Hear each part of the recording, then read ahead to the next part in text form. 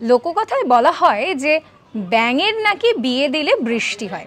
তবে কখনো শুনেছেন যে ব্যাঙকে পুজো করার জন্য মন্দির রয়েছে?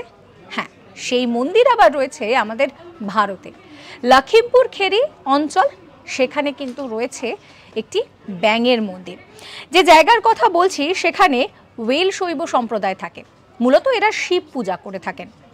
তো এইখানেই একটি যে জেলা রয়েছে এই লখিমপুর খেরি, এইখানে কিন্তু একটি বস্তিতে ব্যাঙের পুজো করা হয়।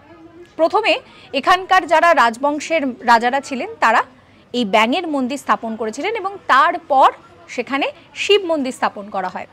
মনে করা হয় যে এই ব্যাঙের মন্দির স্থাপন করার পর নাকি শিবলিঙ্গের রং পাল্টে গিয়েছিল। আর শুধুমাত্র এই মন্দিরে যে ব্যাঙ এবং শিব রয়েছে তা না, আগে এখানে নন্দীরও একটা খুব সুন্দর মূর্তি ছিল। এছাড়াও এই মন্দিরের দেওয়ালে প্রচুর দেবদেবীর মূর্তি খনন করা রয়েছে। মূলত তন্ত্র সাধনার ওপরে নির্ভর করছে এই পুরো ব্যাপারটা। এইরকম সমস্ত কন্টেন্টের জন্য অবশ্যই সাবস্ক্রাইব করতে ভুলবেন না আজ তাক বাংলার ইউটিউব চ্যানেলকে।